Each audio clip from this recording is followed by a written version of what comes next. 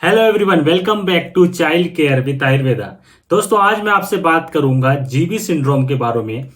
GB syndrome जिसे हम कहते हैं गुलियन बेरी सिंड्रोम, जो बच्चों को होता है और इसमें बच्चों की नर्व्स अफेक्टेड हो जाती हैं। यह लाइफ थ्रेटनिंग डिसऑर्डर भी हो सकता है, शॉर्ट टर्म होता है लेकिन प्रॉब्लमेटिक होता है। इससे बच्चों को काफी सारी प्रॉब्लम्स हो जाती हैं। जीबीएस के कारण बच्चे की मांसपेशियों में दर्द होता है, मांसपेशियों में कमजोरी हो जाती है, हाथ पैरों में सुन्नपन हो जाता है। उस बच्चे को ऐसा लगता है कि मैं कुछ कर नहीं पा रहा हूं, मैं खड़ा नहीं हो पा रहा हूं, मैं कुछ काम नहीं कर पा रहा हूं, ऐसा उस बच्चे को फील होता है। आइए दोस्तों, मैं आपसे बात करता हूं कि इस बीमारी के कारण क्या है।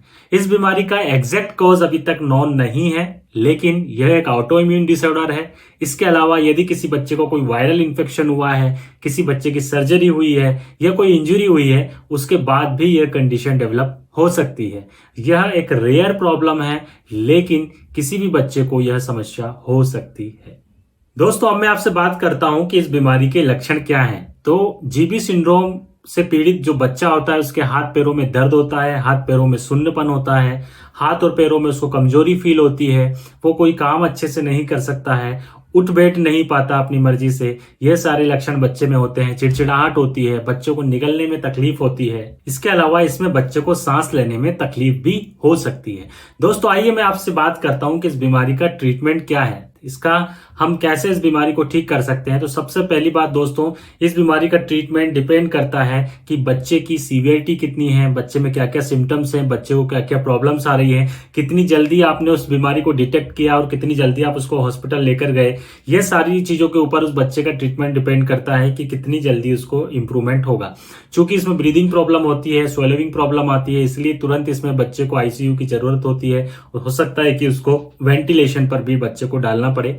तो इसलिए जल्दी से जल्दी डिटेक्ट होगा तो ट्रीटमेंट उतना ही जल्दी होगा, और ट्रीटमेंट में जल्दी होने से उस बच्चे की रिकवरी बहुत फास्ट होगी। इस बीमारी में लक्षणों के अनुसार चिकित्सा की जाती है। जो भी बच्चे के अंदर लक्षण होते हैं उसके हिसाब से बच्चे को ट्रीट किया जाता है। इसके अलावा चूंकि एक ऑटो इम्यून डिसऑर्डर है, इसलिए इसमें इम्यूनिटी को सप्रेस करने के लिए इम्यूनोग्लोबुलिन थेरेपी भी बच्चे को दी जाती है। दोस्तों, अब मैं आता हूं मेन चीज पर कि इस बीमारी में हम आयुर्वेद में क्या कर सकते हैं, या आयुर्वेद में जीबीएस के लिए क्या रोल है, क्या ट्रीटमेंट है। तो दोस्तों, सबसे पहली बात, आयुर्वेद का जो रोल शुरू होता है वो वहीं से स्टार्ट होता है जब आप बच्चे का डिस्चार्ज करवा लेते हैं। जब हॉस्पिटल से बच्चे की छुट्टी हो जाती है, एक्यूट कंडीशन बच्चे की ठीक हो जाती है, उसके बाद फिर हमें आयुर्वेद में दिखाना चाहिए।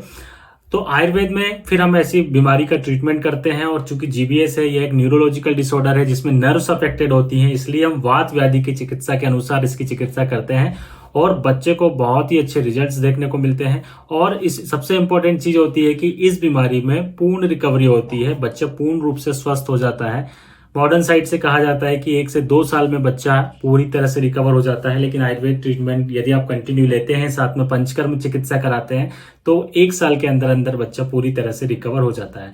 इसमें हम वात व्याधि के अनुसार चिकित्सा करते हैं, वात व्याधि का चिकित्सा सूत्र फॉलो करते हैं, जिसमें पंचकर्म थेरेपी में हम स्नेहन स्वेदन बच्चों को वस्ती कराते हैं। षष्टिक शाली पिंड स्वेदन का भी बहुत अच्छा रोल है।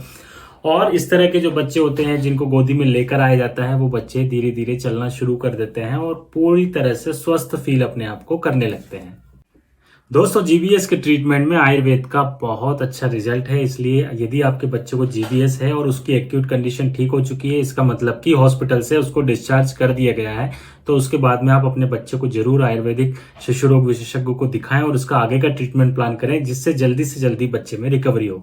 इसके अलावा आप बच्चों को एक्सरसाइज कराते रहें, फिजियोथेरेपी कराएं, कुछ योगा और प्राणायाम भी कराएं, ताकि बच्चे को जल्दी से जल्दी रिकवरी हो। दोस्तों, इसमें पेरेंट्स का एक क्वेश्चन होता है कि चाइल्ड की रिकवरी कितनी होगी, कब तक होगी। तो ये डिपेंड करेगा कि उस बच्चे में कितना नर्व डैमेज हुआ है, कितना उस बच्चे को प्रॉब्लम है, उसके हिसाब से बच्चे का ट्रीटमेंट में कितनी रिकवरी होगी, कितना प्रोग्रेस होगा, कितना टाइम लगेगा, ये इसके ऊपर डिपेंड करता है। इसलिए लेकिन इतना जरूर पक्की बात है कि यदि आप अपने बच्चे को आयुर्वेदिक ट्रीटमेंट कराते हैं, साथ में पंचकर्म चिकित्सा कराते हैं, तो बच्चा डेफिनेटली पूर्ण रूप से जल्दी स्वस्थ हो सकता है। जय आयुर्वेद।